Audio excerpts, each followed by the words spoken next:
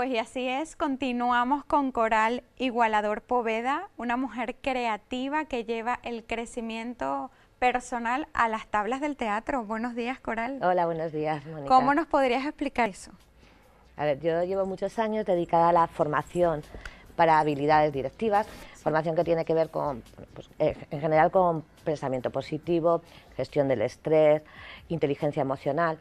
Y desde el 2005 aproximadamente, yo siempre he escribí un guión que hablaba sobre comunicación y a partir de ahí, bueno, me he dedicado sobre todo a escribir y actuar, por otra parte actuar y a dirigir. Entonces en cada una de las cosas que hago, tanto para niños como adultos, siempre está ese componente porque al final es en lo que más he trabajado, ese componente de crecimiento personal, este componente de comunicación, de darte cuenta de cosas a través de las artes escénicas. Pero yo siempre, claro, es que también eres coach de teatro. Sí. ¿Cómo podemos explicar eso? Es alguien que ayuda, es un entrenador que ayuda a sacar lo mejor de los personajes, de los actores, a convertir a un actor en un personaje. Bueno, la verdad es que es un tema bastante interesante porque hemos tenido coach de crecimiento personal, hemos tenido también coach de crecimiento personal enfocado a la parte sensual, pero nunca habíamos tenido a un coach enfocado a la parte teatral. Claro, al final un personaje es una persona que tiene una serie de sentimientos. Mira, ahí aparece una foto en la que trabajo con alumnos adolescentes. Trabajaba desde el teatro y desde la creatividad y la narrativa con ellos. También formas, además de dramaturgia, actuación, producción y todo lo que tiene que ver con formación de logopedia y educación vocal. Sí, yo por formación soy logopeda. Yo empecé, y bueno, por circunstancias, dentro de la logopedia, en España no hay especialización todavía, y yo por circunstancias empecé a trabajar sobre todo con pacientes que tenían problemas de voz. Entonces a partir de ahí empecé sobre todo en reeducación, o sea, yo reeducaba y después decidí hacerlo paliativamente, es decir, decidí dar clases de formación, dar clases para prevenir los problemas de la voz. Entonces he trabajado para diversas empresas, para, bueno, pues para maestros, para periodistas, para teleoperadores. Hace poco trabajé para el servicio de teleasistencia de la Comunidad de Madrid, que son los que atienden a los abuelitos y a las abuelitas que tienen que pedir su servicio. Entonces, claro, ellos tienen problemas de la voz porque la mayor parte están sordos, entonces tienen que subir y elevar mucho la voz, ¿no? Y bueno, trabajo más desde la formación ahora mismo. Ahora trabajas desde la formación, ¿en qué realmente? Trabajo desde la formación básicamente en inteligencia emocional, en crecimiento personal y en gestión del estrés. Y luego aparte, o sea, para meterlo en otro paquete, trabajaría desde la voz, no desde el canto, sino de cómo aprovechar el potencial. Desde la dicción. Desde la dicción, desde cómo aprovechar el potencial de voz que tú tienes, cómo manejar esa voz, cómo cuidar esa voz. Básicamente trabajo desde la logopedia de la voz y por otra parte en comunicación. Trabajo durante muchos años en comunicación interpersonal de manera asertiva, ¿no? Cómo comunicar lo que tú sientes, lo que piensas sin ser agresivo y sin sentirte mal por comunicar eso que sientes y piensas. Cómo darte cuenta de que a veces no nos comunicamos de manera correcta. Siempre nos comunicamos, pero muchos malos entendidos, muchas de las cosas que suceden. Así es. Y además de manera gesticular, también puedes enseñar ese modo de comunicación, claro, porque también es verdad que si no lo sabes expresar es complicado, pero además las personas que utilizan o gesticulan bastante, sí, sabes que a veces una cara dice todo en cualquier momento, ¿no?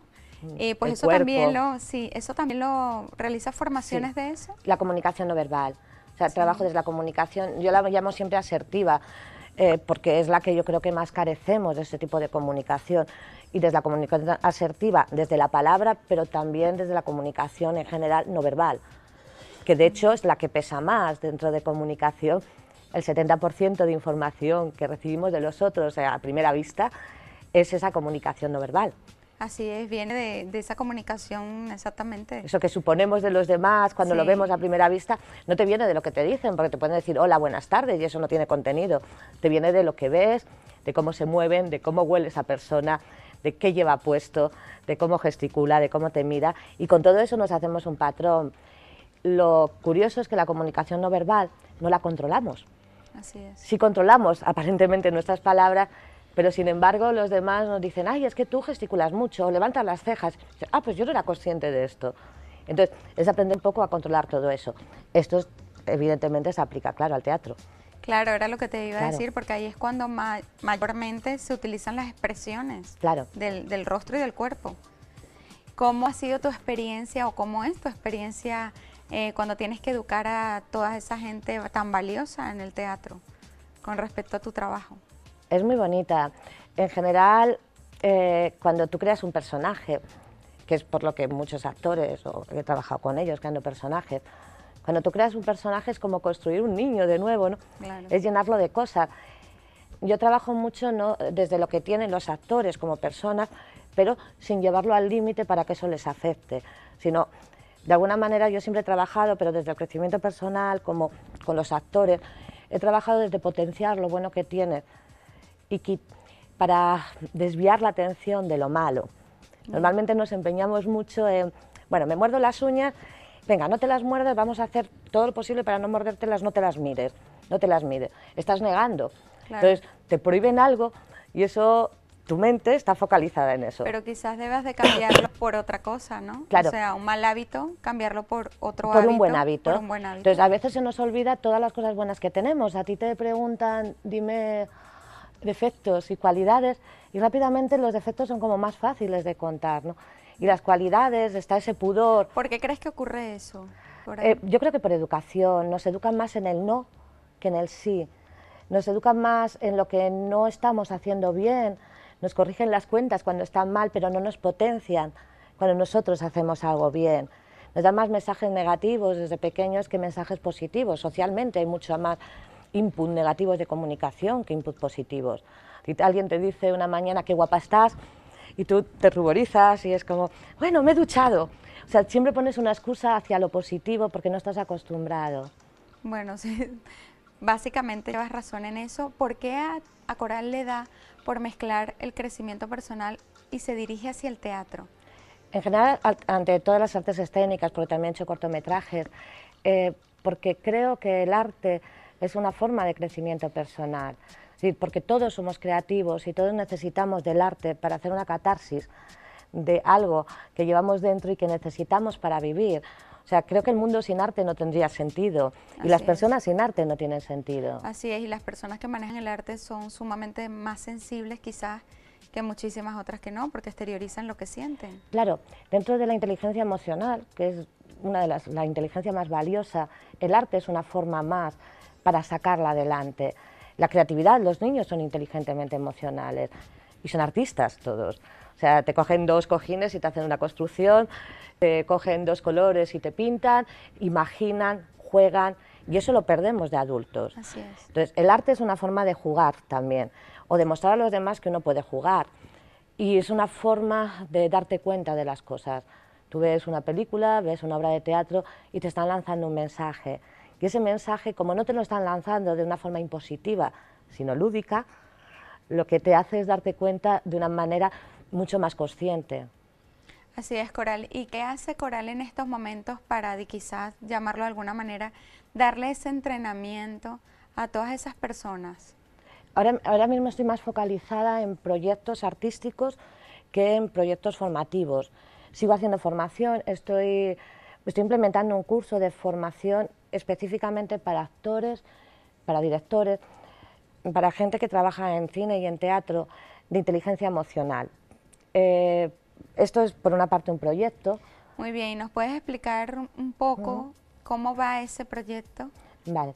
Ese proyecto es porque yo me he dado cuenta que toda la gente que trabaja en el mundo artístico, como tú bien has dicho, tiene como, a ver, el sentimiento a flor de piel. Es un mundo que es inseguro, es un mundo en el que estás constantemente esperando a que te llamen. Tienes que gestionar, además, que tú eres el producto que estás vendiendo. Así es. Entonces, que es una cara al público, que la gente no discrimina muchas veces entre la persona y el personaje o lo que te estás haciendo. Entonces, claro, todo esto le lleva al actor, le lleva al director a una carga emocional muy profunda que no sabe gestionar. Entonces, mi proyecto es que la gente aprenda, que los actores, los directores, los guionistas, todo aquel que trabaja con el arte, aprenda a gestionar esa emoción para que no le dañe, para que lo haga de una manera fluida. Por eso muchas veces se habla que en el teatro hay mucho ego. El ego no es malo. hay egos buenos y hay egos malos, todos tenemos ego, porque si no, no seríamos yo, o sea, no tendría sentido. Si no tenemos ego, básicamente no podemos estar aquí. Claro, el problema es cómo gestionas ese ego. Así es. O sea, cómo gestionas esa inseguridad, cómo gestionas ese tipo de impotencia que te generan las situaciones. Es un mundo en el que tú también subes y bajas con mucha facilidad. Un día tú sales a una serie, eres maravilloso y de repente nadie te llama. Entonces, gestionar todo esto es un conflicto y eso no nos enseñan en las escuelas. Pues muy bien, Coral. ¿Y es parte de tu doctrina o es parte de lo que tú das? Sí. Pues muy bien. Y antes de entrar en la parte, digamos, de teatro, de cine, de todo este mundo, ¿cómo empieza Coral en la parte de crecimiento personal? Yo empecé dando cursos de voz. A partir de los cursos de voz, como la voz tiene una parte muy emocional, yo me empecé a formar en todo lo que tenía que ver con las emociones. Y en la comunicación tiene una parte emocional, a mí me interesaba trabajar esa parte emocional de la comunicación, entonces empecé a hacer diversos cursos sobre comunicación, sobre emoción, y empecé a impartir cursos a través de esto, de todo lo que tiene que ver con crecimiento personal y desarrollo positivo. ¿Y ahora en qué momento profesional te encuentras, Coral? Pues ahora estoy muy focalizada al mundo artístico. ¿Y cuáles son tus proyectos? Pues el más cercano es, bueno, estoy montando 3 obras de teatro. Es que normalmente monto muchas cosas a la vez. Con mi compañero, yo tengo una compañía que se llama Ocho y el pianista. Muy bien. Y estamos montando una que ya se hizo el año pasado, pero teníamos una chelista que al final no pudo estar, entonces no la pudimos poner en ningún teatro y la hemos vuelto a retomar, que se llama Saber Prohibido. Y vamos a ver un poquito, ya que has dicho de todo, de tu empresa y todo esto, vamos a ver un poquito, saber de qué van esas obras de teatro. Bien, el Saber Prohibido es el monólogo de una mujer mayor, es una actriz que se llama Mara Ballesteros, que tiene 70 y muchos años. Es el monólogo de una mujer que empieza a recordar, antes de morir, todo aquello que ha perdido o que desea realmente. La base es que recordamos antes de morir, ¿no? Qué bonito. Y ahí ella lo que recuerda es a un amante que tuvo, pero el amante que tuvo le enseñó todo lo que ella tenía prohibido, tanto el amor como la cultura, porque es una mujer de un pueblo. Entonces la obra complementa por una parte el monólogo y su amante lo que le enseñó es amar la ópera. Y entonces esto va junto con un cantante que es venezolano, que es un contratenor. Pues muy bien. Y se va mezclando ópera con el monólogo de esta señora. Qué hermoso, ¿no? Esta es una de las obras, la otra obra es radicalmente opuesta. Esa obra ya no se ha estrenado aún, no está realizándose. Se está realizando. Pues muy bien, luego tienes que visitarnos con todas las fechas de cuándo van a ser esas obras y dónde van a ser, porque eso hay que irlo a ver. Luego tenemos otra que es un monólogo también, es de un autor catalán, él lo está haciendo en Barcelona y a mí me lo pasó para que lo dirigiera en Madrid, con una actriz que se llama Bárbara de Lema, se llama Marisex, y es el monólogo de una actriz porno. Y ahí no cuento más. Pues muy bien. Es la bipolaridad entre la persona que es actriz porno y la persona que no quiere ser porno. Que es Marisa Feliu, son esas dos personas que trabajan en el porno y la persona que come, que cena y que sale de paseo con el perro. Que tiene una vida normal. Pues muy bien, la verdad es que me impresiona, Coral, porque eres una mujer sumamente polifacética. Y todo lleva a lo mismo, o sea, todo trata de lo mismo. Sí, pero tienes que prepararte, independientemente de que lleves a lo mismo, tienes que llevar ese tema, todo lo que es neurolingüística y todo lo que es lingüística y todo lo que tiene que ver con la vocalización y lo que tú dices, la esencia emocional, todo eso lo tienes que llevar del crecimiento personal a la parte artística. Claro. Entonces eso lleva un trabajo. He trabajado muchos años sobre creatividad también. Yo he sido formadora, algunas de las fotos que han salido son de seminarios que yo he dado de creatividad. Creatividad sobre todo aplicada a empresas, es decir, cuando una persona tiene una idea... Muy bien, explica un poco a qué te refieres cuando hablas de creatividad. Vale, porque es un término muy abstracto. La creatividad aplicada es cuando todos tenemos ideas. ¿Qué nos sucede con el mundo de las ideas? Pues que normalmente tú tienes una idea por la noche y por la mañana dices, ¿a dónde voy yo con esto? Así es. Vale. Lo que hace una persona que es un coach de creatividad es coger las ideas, darles forma, motivarte para que esas ideas salgan adelante y ver qué parte de la idea es factible o no factible, pero a través de, no de lo que él te dice, sino de las preguntas que tú a veces no te haces, ¿no? Es un motivador para que esas ideas salgan adelante. Yo he trabajado mucho con empresas, trabajé durante muchos años con la Junta de Extremadura en un proyecto precioso que tenían, se llamaba el Gabinete de Iniciativa Joven, ellos lo que querían es que la gente de Extremadura se quedara allí y que con sus ideas no tuvieran por qué salir y que ese crecimiento estuviera dentro de Extremadura. Entonces le fomentaban desde el primer momento que alguien tenía una idea hasta que esa empresa salía adelante. Y yo trabajaba con ellos en la primera parte. Había gente que llegaba con su idea y entre todos jugábamos, o sea, siempre trabajaba en grupo porque es mucho más enriquecedor, jugábamos a ver si era viable, no viable, cómo podía mejorarse esa idea, qué nombre ponerle a la empresa. Era un juego para fomentar la creatividad, un juego motivador. El problema de muchos casos en la creatividad es la desmotivación. El creativo está muy solo. Así es. Entonces tiene una idea y dices, menuda tontería, tienes como el ángel bueno y el malo que te dice, ¡ay, qué maravilla! Y el malo dice, ¿pero a dónde vas con esto? Entonces hay mucha desmotivación. O quizás no ha conseguido el apoyo claro. que tiene que encontrarse, ¿no?, en ese camino de la creatividad. Los creativos, estás loco, ¿a dónde vas con esto? Es más, de nuevo, un mensaje negativo. Yo creo que nos ha pasado a todos. O sea, el tener una idea, ponerla en público y la gente te mira con cara rara, porque la innovación o la creatividad, la gente la ve como una amenaza, no como una oportunidad. Claro, es así. Pues, y Coral, ¿cómo se siente en estos momentos en cuanto a creatividad? Bien, bien. Pues muy bien, Coral. Pues, ¿algunas redes sociales que manejes para que la gente pueda contactar contigo? Ahora mismo lo que más manejo es Facebook. Tenemos también vamos a abrir una web porque teníamos una, pero la estamos cambiando, de Ocho y el pianista. Vale, si puedes decir tus redes sociales. Vale, sería Facebook Coral Igualador.